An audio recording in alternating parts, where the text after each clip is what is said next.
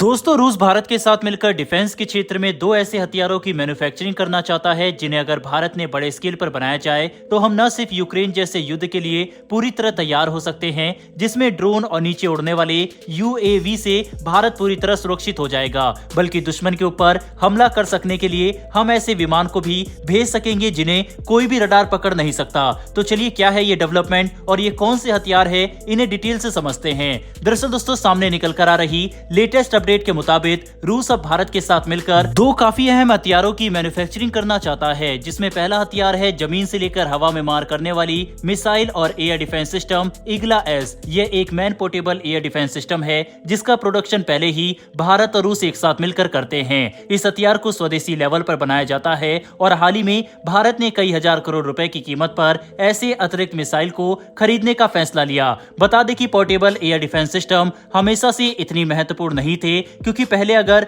समझने की कोशिश करें तो आसमान से आने वाला खतरा या तो काफी शक्तिशाली फाइटर विमान से था या फिर अटैक हेलीकॉप्टर से।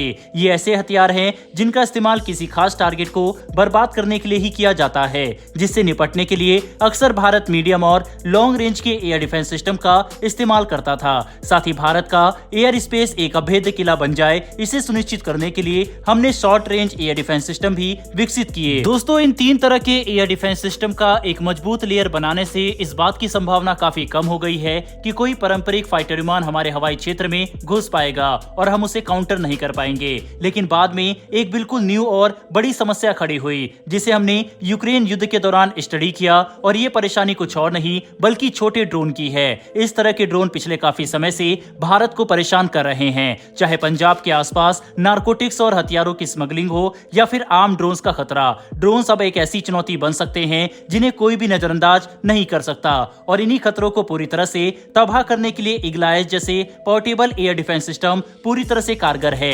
बता दें कि भारत पहले भी इनका इस्तेमाल करता है, लेकिन अब जॉइंट मैन्युफैक्चरिंग की वजह से हम काफी बड़े लेवल पर इन्हें इस्तेमाल करने वाले हैं। ये सिस्टम 500 मीटर से लेकर 6 किलोमीटर की दूरी तक किसी भी तरह के हवाई खतरे को बर्बाद कर सकता है। वजन में हल्का होने की वजह से इसे इन्फेंट्री सोल्जर आसानी से युद्ध क्षेत्र में लेकर भी जा सकते हैं। ईगला-एस का इस्तेमाल करते हुए हम ड्रोन और क्रूज मिसाइल को तो तबाह कर ही सकते हैं, साथ ही इनके इस्तेमाल से हम उन फाइटर विमान और अटैक हेलीकॉप्टर को भी तबाह कर सकेंगे जो हमारे एयर डिफेंस सिस्टम को पार करते हुए इलाके के काफी अंदर तक आ चुके हैं, या फिर इन सिस्टम की मौजूदगी भी हमारे इन्फेंट्री दुश्मन के इलाके में अंदर जाते हुए खुद को एक काफी मजबूत और अलर्ट एयर डिफेंस सिस्टम दे सकती है, क्योंकि कई जगहों पर बड़े एयर डिफेंस सिस्टम ले जाना संभव नहीं होता। ऐसे में इस तरह के पोर्टेबल सिस्टम ही सैनिकों और हमारी टुकड़ी को बचाने के काम आएंगे, जिसकी वजह से ये डील काफी बेनिफिशियल है।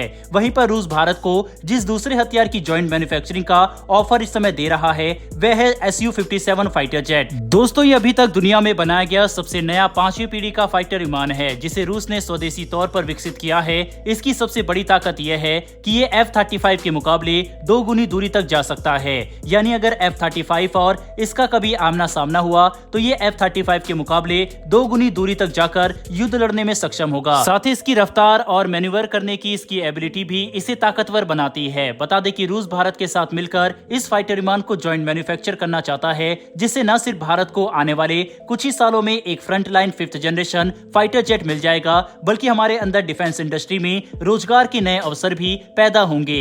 हालांकि Su-57 फाइटर जेट को डेवलप करने के प्रोग्राम से भारत 2018 में ही बाहर निकल गया था। इसके पीछे इस फाइटर विमान को विकसित करने में लगने वाली कीमत, वर्क शेयर और एयरक्राफ्ट की कैपेबिलिटी पर काफी सवाल खड़े थे। भारत ने उस वक्त कहा था कि Su-57 फाइटर जेट के इंजन इतने मजबूत नहीं है और उतने भरोसेमंद भी नहीं है जितना कि रूस को लगता है। साथ ही इस फाइटर विमान में 5th जनरेशन फाइटर जेट के लायक काफी सारे डिजाइन फॉल्ट है, जिन्हें सुधरे बिना भारत इस प्रोग्राम के साथ आगे नहीं बढ़ना चाहता। हालांकि अब जाकर ये विमान काफी बेहतर हो चुका है, लेकिन क्योंकि हमारा एक स्वदेशी प्रोग्राम एमका पहले ही विकसित हो रहा है, इसीलिए भारत द्वारा इसे खरीदकर जॉइंट मैन्युफैक्चरिंग करने की संभावना काफी कम है। लेकिन दोस्तों, एक चीज के लिए यहाँ पर हमें रशिया की तारीफ करनी होगी। रशिया के पास जितने भी खतरनाक और अत्याधुनिक फाइटर विमान या हथियार मौजूद है, वह सभी हथियार भारत को सौंपने के लिए तैयार हो जाता है, चाहे फिर उसमें अपने एडवांस Su-57 फाइटर विमान हो, ब्रह्मोस मिसाइल हो या फिर अत्याधुनिक सबमरीन। यहाँ पर दूसरे देश यानी कि अमेरिका और भी अन्य देश भारत को अपनी तकनीक साझा करने से कतराते हैं। वहीं पर रशिया एक ऐसा देश है जो अपने हर तरह की हथियार भारत के लिए देने के लिए तैयार तैयार हो जाता है और इसके लिए रसिया की तारीफ जितनी करनी चाहिए उतनी कम है। हालांकि भारत Su-57 के साथ जाएगा इसकी संभावना तो लगभग ना के बराबर है, लेकिन उसके बावजूद रशिया के पास जो भी एडवांस हथियार है रूस भारत को ऑफर कर रहा है और ये भारत और रूस की दोस्ती को दिखाता है। भारत और रूस की इस दोस्ती के लिए कमेंट बॉक्स में एक जय हिंद जरूर लिखिएगा। साथ ही अगर आपको ये इन्फॉर्मेशन और वीडियो पसंद आई हो तो वीडियो को लाइक करके हमारी आने वाली डेली ऐसी वीडियो के लिए चैनल को सब्सक्राइब कर बेल नोटिफिकेशन को जरूर दबा लें। फिर मिलेंगे ऐसी एक नई वीडियो के साथ। धन्यवाद। जय हिंद।